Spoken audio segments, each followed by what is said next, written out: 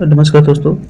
आज के इस लेक्चर में हम लोग जो है आधुनिक भारत के बारे में देखेंगे। हमने अभी मेडिवल पीरियड के बारे में बहुत सारे लेक्चर्स को देखा और हो सकता है कुछ लेक्चर इसमें छूटे हुए हैं, तो एक दो लेक्चर जो जो मेन मेन टॉपिक्स हमने उसको कवर किया है और जो मैं कुछ लेक्चर जो बचे हैं हम लोग उसको भी कवर कर लेंगे, उसको बढ़ाने की जरूरत नहीं है। ठीक है, तो हम लोग जस्ट उसको भी कवर करेंगे, लेकिन हम लोग जो इंपॉर्टेंट टॉपिक्स है उसको देखते हैं।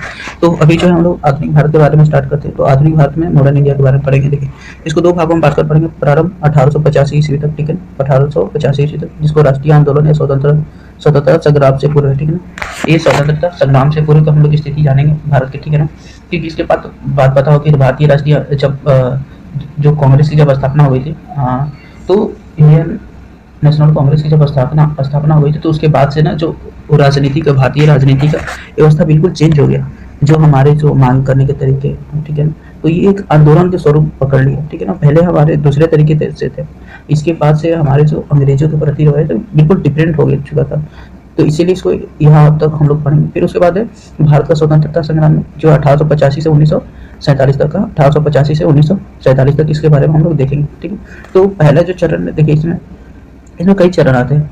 अभी जो है ना हम लोग तो अभी तो इसके ही पहले वाले को ही बात करेंगे, लेकिन हम थोड़ा सा इसमें देख लेते हैं जो भारतीय स्वतंत्रता संग्राम के जो चरण है 1885 से 1947 के बीच, इसमें तीन चरण में आपको देखने को। पहला चरण जो था उदारवादी चरण, 1885 से 1905 के बीच, 1885 से 1905 के बीच इसको देखने को मिलता है उदारवादी चरण। फिर अगला जो चरण होता है जो आता है द्वितीय चरण, उसमें देखते हैं 1905 से 1919 के बीच, 1905 से 1919 के बीच क्या उग्रवादी चरण। कौन? उग्रवादी चरण।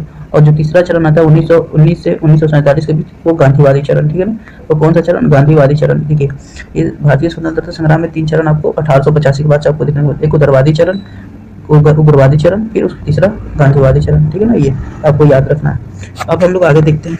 तो देखिए इसमें जो मेनली चीज हम लोग क्या क्या पढ़ेंगे ना, वो सबको भी आपको जाने रखना है। ठीक है, देखिए विश्व या यूरोपीय घटनाएं एवं भारत पर प्रभाव, इसमें मॉडर्न इंडिया पर इन सारी चीजों का हम लोग देखेंगे। यूरोपीय वाणिज्यिक कंपनियों का भारत पर आगमन, ठीक है ना, 18वीं सदी के भारत की तस्वीर एवं परिदृश्य, इस सारी चीज को हम लोग अपने आप को देखेंगे। अपने आगे के नेक्स्ट जो हम लोग पढ़ेंगे, तो उसमें आपको ये सारी चीजें टॉपिक आपको मिल जाएगा। भारत में अंग्रेजी राज की स्थापना एवं विस्तार, ठीक ना, युद्ध एवं संधि के माध्यम से, ठीक है ना, अंग्रेजी राज के विस्तार की, युद्ध एवं संधि, ये दोनों के माध्यम से हम लोग देखेंगे।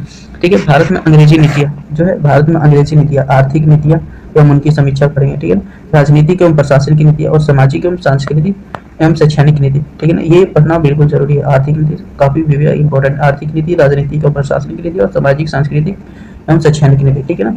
और फिर आगे से अंग्रेजी राज के खिलाफ विभिन्न प्रतिरोध, जो अंग्रेजी राज के खिलाफ है विभिन्न प्रतिरोध है ना, उनको बारे में, हिंसक प्रतिरोध, अहिंसक प्रतिरोध दोनों पढ़ेंगे। हिंसक प्रतिरोध और अहिंसक प्रतिरोध, 1857 का विद्रोह हुआ, फिर जनजातीय विद्रोह हुआ, किसान विद्रोह हुआ और नागरिक विद्रोह, ठीक है, इन सबको दो भागों में बांटा गया है। हिंसक विद्रोह में किसमें?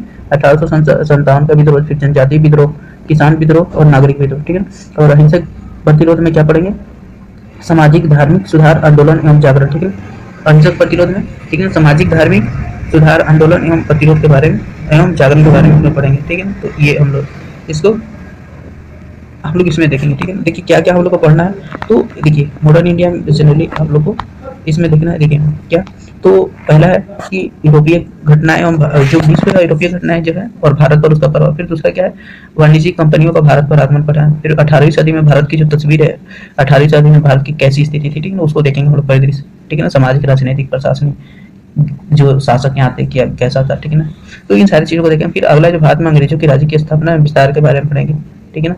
और फिर भारत में अंग्रेजी नीतियों के बारे में पढ़ेंगे और अंग्रेज के खिलाफ विभिन्न प्रतिरोध के बारे में पढ़ेंगे, ठीक है, जिसमें हिंसक प्रतिरोध और अहिंसक प्रतिरोध दोनों, ठीक है। और अगली जो है विषय सूची भागवान, ठीक है ना, इसको हम लोग दो भागों में देखेंगे। विषय सूची भागवान में देखिए क्या देखेंगे हम लोग, तो यूरोपीय घटनाएं एवं भारत पर प्रभाव, ठीक है, यूरोपीय घटनाएं एवं भारत पर प्रभाव के बारे में देखेंगे, ठीक है। फिर है दूसरी जो यूरोपीय कंपनियों का आगमन का जो है, भारत में जो आगमन है उनका पढ़ेंगे। पुर्तगाली है, फिर डच है, अंग्रेज है, डेन्स है, फ्रांसीसी, ठीक है ना, उनका देखेंगे। पुर्तगाली, डच, अंग्रेज, डेन्स, फ्रांसीसी, उनके बारे में देखेंगे। फिर आगे 18वीं सदी का भारत, ठीक है ना, 18वीं सदी का जो भारत है, विखंडित भारत, राजनीति, समाज, अर्थव्यवस्था और संस्कृति के बारे में। 18वीं सदी का जो भारत है, राजनीति, समाज, अर्थव्यवस्था और संस्कृति के बारे में उसमें हम लोग देखेंगे, ठीक है ना। ये जो भारत की जो परिदृश्य है ना, उसमें 18वीं सदी में राजनीति, समाज, अर्थव्यवस्था, संस्कृति, उसके बारे में हम लोग डिटेल्स इसमें देखेंगे। और चौथा जो है आगे, भारत में अंग्रेजी राज्य की स्थापना एवं विस्तार, युद्ध के माध्यम से और कई सारी संधि के माध्यम से, ये भी देखेंगे, ठीक है ना। भारत में अंग्रेजी राज की स्थापना एवं विस्तार के बारे में, ठीक है। पहला जो है आंग्ल कर्नाटक युद्ध, ठीक है ना, आंग्ल कर्नाटक युद्ध, बंगाल विषय, पलासी, बक्सर एवं देवध शासन, इसको देखेंगे। फिर आंग्ल मैसूर युद्ध, ठीक है ना, आंग्ल मैसूर युद्ध, ठीक है। उसके बाद आंग्ल मराठा युद्ध, सिंध का विलय, पंजाब का युद्ध एवं विलय, ठीक है। कैसे उन्होंने अंग्रेजी राज की स्थापना एवं विस्तार किया, ये पहले आंग्ल कर्नाटक युद्ध देखेंगे, फिर बंगाल विजय देखेंगे, आंग्ल मैसूर युद्ध, फिर उसका आंग्ल मराठा युद्ध, फिर सिंध का विलय, फिर पंजाब एवं उनका विलय, ठीक है ना।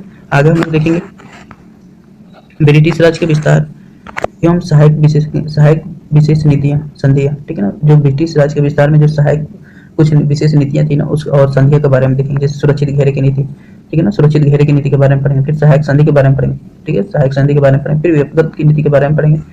ये इनके बारे में हम लोग देखेंगे। सुरक्षित घेरे की नीति के बारे में पढ़ेंगे, सहायक संधि के बारे में पढ़ेंगे और व्यक्तिगत नीति के बारे में पढ़ेंगे। ये आगे जो है हम लोग देखेंगे जो भारत में है ब्रिटिश राज की आर्थिक नीतियां, हम उनकी समीक्षा करेंगे, ठीक है ना। जो ब्रिटिश राज की जो है ना भारत की आर्थिक नीति, हम उनकी समीक्षा, ठीक है ना। आर्थिक नीति ये आप लोग देखेंगे। उपनिवेशवाद, साम्राज्यवाद एवं उसका भारत पर प्रभाव। जो उपनिवेशवाद या साम्राज्यवाद है और उसका भारत पर क्या प्रभाव, उसका देखेंगे। अंग्रेजी भू राजस्व नीतियां, अस्थायी बंदोबस्त, रैयतवाड़ी, महलवाड़ी, धन का निर्गमन या बहाव, ठीक है ना, भारत पर प्रभाव। ये सारे अस्थायी बंदोबस्त, महलवाड़ी, ये सारे देखेंगे। और जो है ना धन का निर्गमन सिद्धांत के बारे में भी देखेंगे, ठीक है ना। और फिर भारतीय हस्तशिल्पों का पतन, जो भारतीय जो हस्तकरघा उद्योग थे उनका कैसे पतन हुआ, उसके बारे में भी देखेंगे, विऔद्योगिकरण हुआ। फिर आगे जो है कृषि का वाणिज्यीकरण एवं भारत पर प्रभाव, जो कृषि का क्या है, वाणिज्यीकरण एवं भारत पर जो प्रभाव पड़ा उसको देखेंगे। भारत में रेलवे का विकास एवं प्रभाव के बारे में देखेंगे, ठीक है। भारत में रेलवे का विकास और प्रभाव के बारे में देखेंगे, ठीक है। उनकी आर्थिक नीतियों में क्या क्या देखेंगे, एक तो उपनिवेशवाद और उसके भारत पर प्रभाव, फिर भू राजस्व नीतियों के बारे में देखेंगे, ठीक है ना। और फिर शिल्पों का कैसे भारत में पतन हुआ, विऔद्योगिकरण भारत का कैसे, उसके देखेंगे। फिर कृषि वाणिज्यीकरण देखेंगे और उसका भारत पर क्या प्रभाव पड़ा, ये देखेंगे। और भारत में रेलवे का विकास एवं प्रभाव के बारे में हम लोग देखेंगे, ठीक है ना। आगे हम लोग जस्ट बढ़ते हैं तो भारत में जो है ब्रिटिश राजनीतिक एवं प्रशासनिक नीतियों के बारे में देखेंगे। न्यायिक सेवाएं, ब्रिटिश राजनीतिक एवं प्रशासनिक नीतियों, ठीक है ना। ब्रिटिश राजनीतिक एवं प्रशासनिक नीतियों के बारे में देखेंगे। न्यायिक सेवा, सेना, पुलिस, सिविल सेवा, संवैधानिक विकास, ठीक है ना, ये सब देखेंगे। प्रथम चरण में 1773 से 1853 के एक तक, ठीक है ना, जो संवैधानिक विकास हुआ उनका, जो 1773 से 1853 तक एक तक देखेंगे, ठीक है ना। द्वितीय चरण 1858 से 1935 के एक तक, ठीक है ना। ब्रिटिश राजनीतिक एवं प्रशासनिक नीति में क्या, न्यायिक सेवा, उन्होंने जो की सेना और पुलिस, सिविल सेवाएं और संवैधानिक विकास के बारे में, इन सब के बारे में हम लोग देखेंगे, ठीक है। और अगला जो भारत में ब्रिटिश सामाजिक सांस्कृतिक एवं शैक्षणिक नीतियां जो है उनके बारे में पढ़ेंगे। ब्रिटिश जो सामाजिक सांस्कृतिक और शैक्षणिक नीतियां उनके बारे में। अंग्रेजी राज के खिलाफ विभिन्न विद्रोह, 1857 का विद्रोह, जनजातीय किसान व नागरिक विद्रोह, उनके बारे में देखेंगे। जनजातीय विद्रोह, किसान एवं नागरिक विद्रोह, 1857 का विद्रोह, ठीक है। सामाजिक धार्मिक सुधार आंदोलन और भारतीय पुनर्जागरण, ठीक है ना, उसके बारे में अगला हम लोग देखेंगे। भारतीय क्या है, सामाजिक सुधार आंदोलन और भारतीय पुनर्जागरण, ठीक है ना, भारतीय पुनर्जागरण। देखिए हम लोग जो है ना पहले जो अभी भगवान के विषय सूची में हम लोग क्या क्या देखेंगे। यूरोपीय घटनाएं, भारत पर प्रभाव और यूरोपीय कंपनियों का आगमन, ठीक है ना। और 18वीं सदी के जो भारत है उसकी राजनीति, समाज, अर्थव्यवस्था और संस्कृति के बारे में देखेंगे। और भारत में अंग्रेजी राज्य की स्थापना विस्तार के बारे में हम लोग पढ़ेंगे। फिर आंग्ल कर्नाटक युद्ध, बंगाल कैसे उन्होंने विजय किया, आंग्ल मैसूर, आंग्ल मराठा युद्ध, सिंध का विलय, पंजाब युद्ध एवं विलय, उसके बारे में पढ़ेंगे। ब्रिटिश राज्य के विस्तार एवं सहायक नीतियों के बारे में हम लोग देखेंगे, ठीक है ना। सुरक्षित घेरे की नीति पढ़ेंगे, सहायक संधि के बारे में पढ़ेंगे, व्यवगत की नीति के बारे में पढ़ेंगे, ठीक है ना। और भारत में ब्रिटिश राज्य की आर्थिक नीतियों की समीक्षा जो है उसको देखेंगे। उपनिवेशवाद, साम्राज्यवाद के पढ़ेंगे, भू राजस्व नीतियों के बारे में पढ़ेंगे, ठीक है ना। कैसे हस्तशिल्पों का पतन हुआ, विऔद्योगिकरण हुआ, उनके बारे में। और वाणिज्यीकरण में भारत पर प्रभाव, ठीक है ना। भारत में रेलवे का विकास एवं प्रभाव पर देखेंगे, ठीक है।